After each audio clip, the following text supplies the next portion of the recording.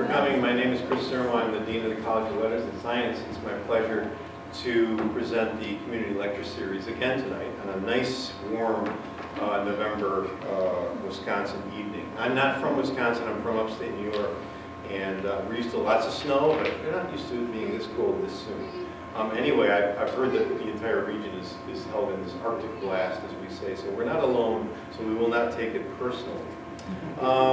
I wanted to mention also that our next lecture will be on, and I'm scrambling for a date here. I'm going to get the date right. I can't read. December, thank you very much. I forgot my eyeglasses, my reading glasses. December 10th at 6:30, Tuesday night again, and that will be Shani Luff from our philosophy department with a very timely topic, which is From St. Nick to Santa Claus, A Christmas History. We hope to really crowd the place with that. We might even have a small tree that we bring with us. Tonight's lecture is by Vera Klekovkina, and she is out of our Foreign Languages department. I had the pleasure of meeting Vera when she first got here a couple of years ago, and she began to school me on Proust. And she's been schooling me on Proust ever since. I had not been a devout fan of Proust at the time. I had read snippets here and there, but she convinced me that this was something that I should pay more attention to. I think between you and Alec, him hooking me on Camus, who had always actually read, we have a wonderful foreign languages department, and any of you, how many of you are students here? Yeah, a fair number of you. We have some really great professors in foreign languages, and just want to commend them for having such a critical mass of wonderful people. And Vera has been a new addition, and she's been just great to have with the department. I'm going to try to read a little bit of her bio without reading glasses, so if I screw up some of these words, you'll understand. Vera is from Yekaterinburg, is that correct? Yes, correct. And that's in Russia, which is in the Ural Mountain area of Russia. She in fact got her first degree from that town, and I believe that town is known because it's where the Tsar was eventually killed, right? Yes. Yeah. And you can tell that story if you'd like, but that's the short version. Yeah. Okay. Kind of history. So. Yes, right. Vera received her PhD from UCLA, Department of French and Francophone Studies in 2005. She previously taught at UCLA, UC Santa Barbara, USC and Scripps College in Claremont, California.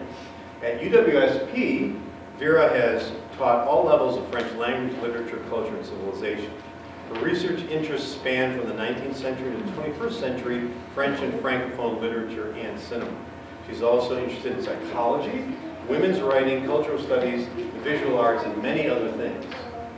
We've often bumped into each other in the hallway and just picked up on a conversation on auto mechanics or motorcycles or something like that. She's published several articles on Proust in, and I won't even try to pronounce that, L'Esprit Couture? Is that? Creator. I forgot the R there.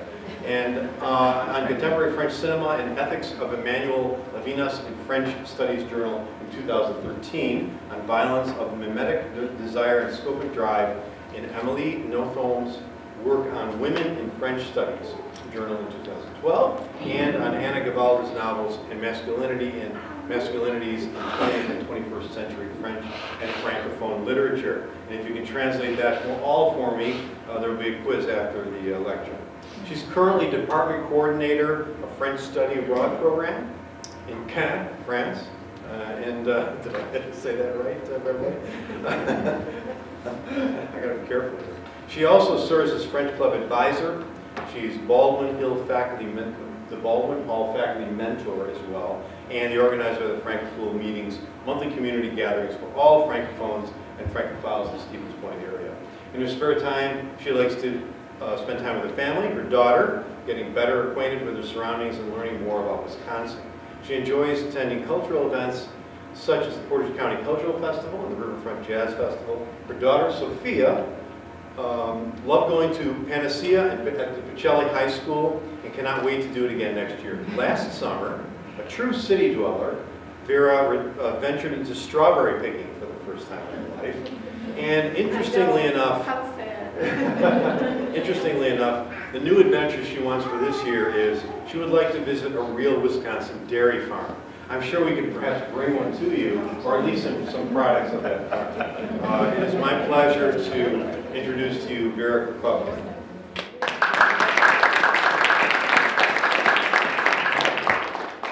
Thank you very much, Dean Sermo, for introducing me. And also thank you for coming here. It's so cold outside. It's already dark. It feels like it's midnight. We should be all sleeping or at least reading a book, right? But you're here to listen to me. I really appreciate it. Thank you very much. And since we cannot be in bed, but we will talk about reading, okay? Because this is why we're here. And my first question for you will be, if it's working, no. Yes, it is. How do we read? How do you read? Do you read in bed? Do you read in the morning? Do you read at night? Do you read all the time? I read all the time. That's what I thought. Jardine. I read mostly in the morning. I feel more comfortable reading In the morning? Oh, fantastic. Matthew. Right before I go to bed. Okay. How long do you stay reading? Depends how tired. Oh, it depends on the book, right? You take Proust and 5 minutes later you are fast asleep. Well, it depends. Do you prefer to go to Starbucks to read? No? Nobody likes to read in Starbucks? Really? Ah, Amy J's. Okay, how about Amy J's? Yes? No? Okay. Well, what type of books do you like to read? Do you like to read on your Kindle, iPad, or you actually like to hold the book? Book. Book? Really? Still? Wow, fantastic. Do you like to go to the library and just touch the books? No? I love to go to Barnes and Nobles and just see all of that. Like, oh, if only I could, right? And then you just don't have time to do it. But they look fantastic. And still, kids today, they are so used to iPads that when you open a book, what do? They try to move the pages with just one finger, right? So we definitely have different generations and different attitudes. And so today, oh, I moved it. I will talk to you about iPads and Proust because I know you're all curious to know why will we talk about iPads, is because you can download right here, right now, a free version of the first volume of Proust in French or in English, okay? So, but we'll get to that at the end. My question for you is, what do you think they have in common? So this is Starbucks, and some of you brought Starbucks, and I appreciate that. It's very good. Matthew, can you show the cup? Woo! And the Sun King, Louis XIV. No? Do you think he liked Starbucks? Well, actually, you would not be that far away from the truth, because thanks to this man, today we love coffee the way we love it. Because when he became a king, he was very young, and France was not a country of elegance. After 72 years of being the king, he completely changed not only France, he changed Europe, he changed our ideas of high fashion, of coffee drinking, of hairdressing, because before you couldn't even touch the woman's hair. It was like, oh, and now we have all the hairdressers we go to. And of course, shoes. Right? So this man was amazing. He really loved the style and refinement and elegance. And that's what he's going to do. Throughout the 17th century, this is his country, and then Europe will become the epitome of elegance, refinement, and luxury. And he was also a wonderful and very clever businessman, because he thought, you know what? We can sell this. And if we sell this, the items of luxury will bring us not only prestige, but money. And so that's how France started exporting things that were associated, again, with refinement, elegance, luxury, and people just flocked to Paris. They all wanted to see this. They wanted to try this wonderful coffee.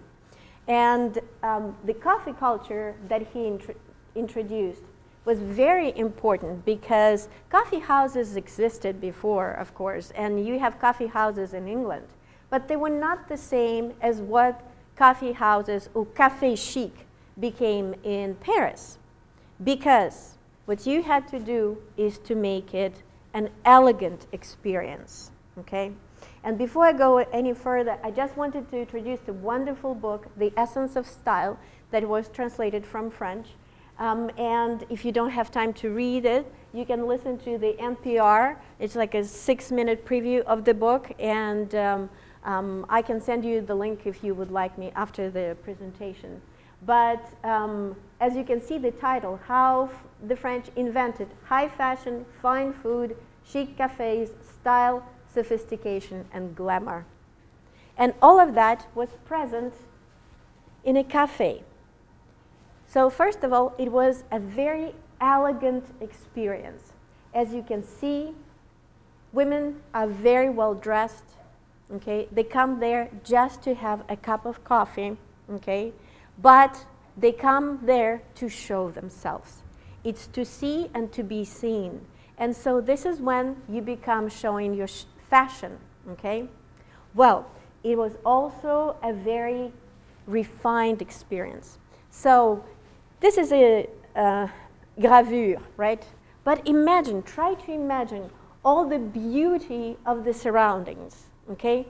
So you have very expensive clothes, and that became first fashion modeling venues for women to show off their outfits, not at court. Because yes, of course, you could do that in the presence of the king, but then you have another venue of showing off new fashions, okay? Then look at the windows there. Does that surprise you? Do you think, oh, windows? Windows. This is amazing. This is refinement because you have all the glass, right? Sparkles, okay? And then on top, you have mirrors. Oh, having mirrors, that was amazing too, because that was changing the space around, right? It was making it bigger visually. And don't we know this, that real estate is still using the same tricks when they put mirrors, right?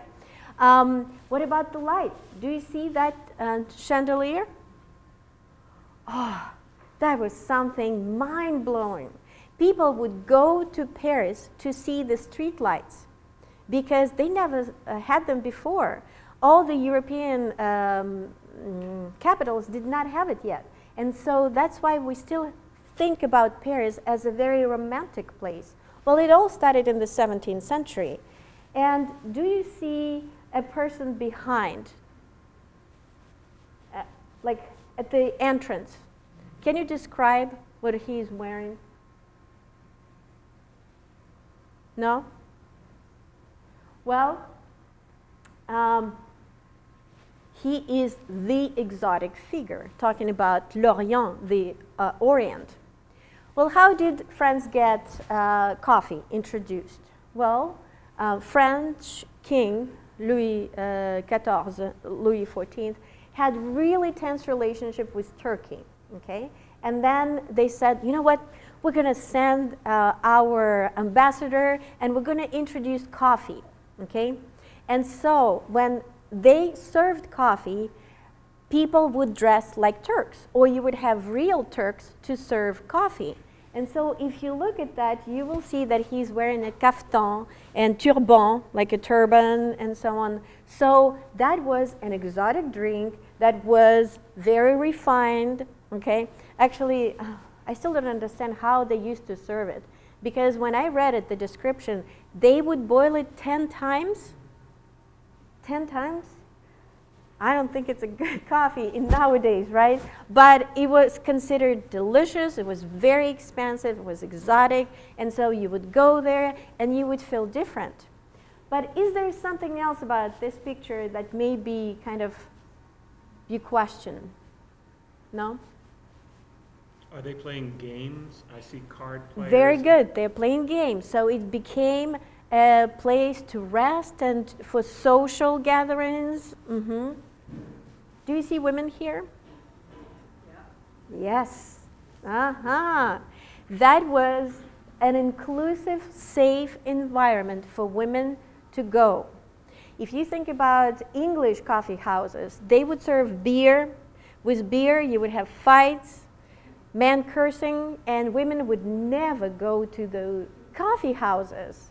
And actually, if you see the engravings of that time, there are always like fights next to the coffee houses, okay? None of that in Parisian cafes, okay? Because this is where you could come and socialize and also show off your new fashion and your money, pretty much. Because what you wanted to become a little bit like the Sun King, meaning refined, elegant, and very expensive. Well, do we think we can build some parallels here? Yeah, absolutely. Every Starbucks almost has windows, vitrine, right? Why do you think? So everybody can see you, right? And so you can see people too. But it also creates different light, right? And it kind of the lightness to the place.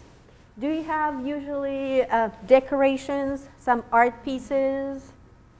Absolutely. Is that a safe environment? Yeah. Absolutely. You meet someone for the first time, what do? You say, oh, let's meet at Starbucks, right? Because you know that, especially for young women, right? This is where you have your first date. No, I'm kidding. But look at those exotic drinks. Sometimes I cannot even pronounce what the drinks are now. Is it like triple latte macchiato? And I'm like, oh, what was that? And like, can I just coffee? But if you think about it, that tradition moved, right, to the US, and that's why it is still considered a place of refinement, right? Because you usually drink very good quality coffee, and it's a nice place to get together, right? So you can eat in Starbucks these little pastries. And I just went to the Starbucks here in Clover, right? Petites Madeleines. Have you ever, gotten them? No? They're usually by the register, and they're kind of hidden. Because for some time they were trying to market it as a good solution for Weight Watchers because it's under 300 calories. Well, of course, because they're tiny. If you but this is pure butter and sugar, so if you but the way they came back to Starbucks, it was thanks to the history of these little cookies, okay? And as everything French has multiple histories, or at least, there are legends around things that are very important. There are legends around Madeleines. So, this